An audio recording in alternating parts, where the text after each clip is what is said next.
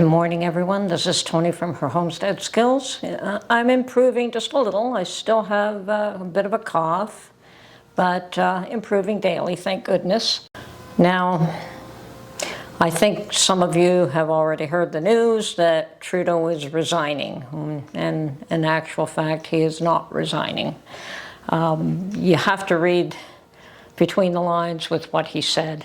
And what he said was that he was proroguing Parliament, which means that business is done. Government business is done.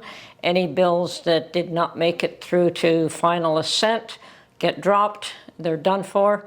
They would have to be reintroduced at the next session if anyone cares to do so.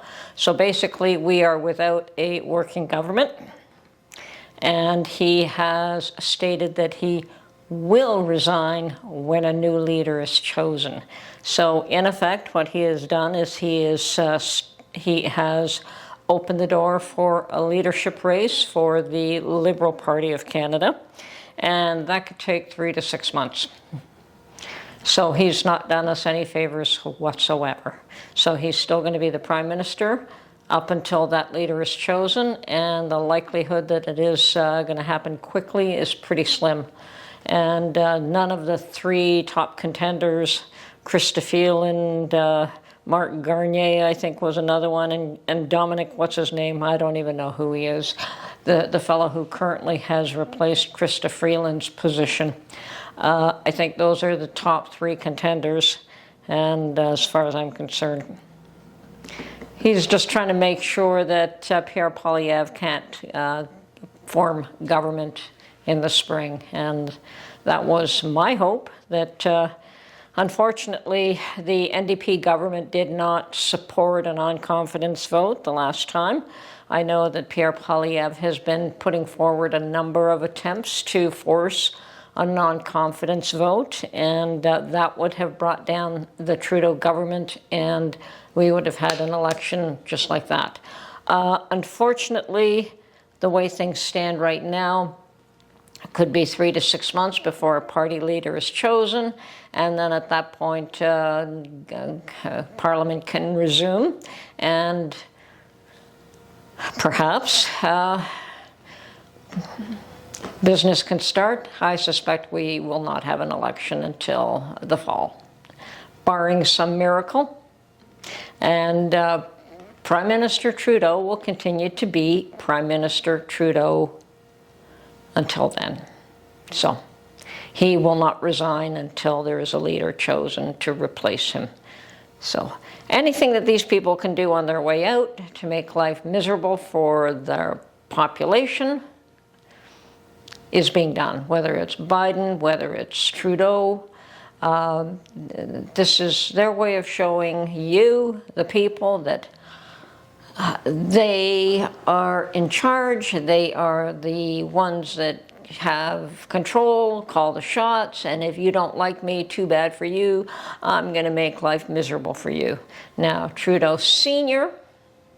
gave the country the finger on his way out. Trudeau Jr., figuratively, is doing the same thing. It may not be literal, but it is figuratively the same thing. So here we are going to be without a government, and I don't know how that'll work. Now, I have done a little bit of research, and they say that on average, a prorogued parliament lasts about 22 days, but not longer than a year. Now, if this one has been put in place in order to choose a new leader, it's going to last a whole lot longer than 22 days. And it can't last longer than a year because we literally, by law, have to have an election come October. So, yeah, there's barely enough time to choose a new leader. So while the U.S. may be heading down the right path, or at least a controlled path, within the next few weeks, and quite honestly, I know that Biden is doing everything he can to put stumbling blocks in his way. There's every reason to believe that Trump can overcome just about anything that Biden puts in his way. So not too worried about you folks in the US at this point. I mean, being who you are and being the largest country and the most affluent and the most powerful and the one with the most influence in the whole world, yeah, you're always going to have issues. And the rest of the world is always going to be nipping at your heels in one way or another. Now, Canada's position with the US, with Trump coming in and no government in Canada, it's going to be a little tenuous for the next 6 months. Yeah, Trudeau did not do us any favors either, but what are you going to do? Such is the way, Sometimes you just got to get rid of the bad penny. And unfortunately, it isn't always an easy thing to do. Getting rid of your king is not that easy, and getting rid of your prime ministers and presidents can not be that easy as well, especially when they do have their supporters. Now, I hope everyone has got their game plans in play. Mark and I have been working on ours for quite a while now, and perhaps something is coming to fruition, and we'll see when that solidifies. Then I can speak to it a little more clearly. But we have been planning our future. I mean, we're seniors now, but that doesn't mean that you give up on life and you don't plan for future contingencies and what you still want and what you desire and what you hope to achieve in life. And I guess we're not ready to say it's time just to sit in the old rocking chair and let life pass us by.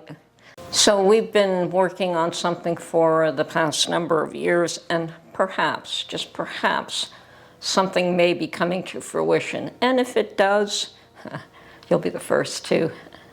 I'm sure I'll let everyone know. So until then, all I can suggest is that you stay strong, be safe, watch out for yourselves, watch out for your neighbors, any way you can.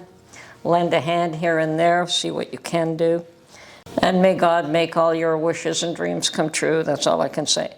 2025 is going to be a very, very interesting year.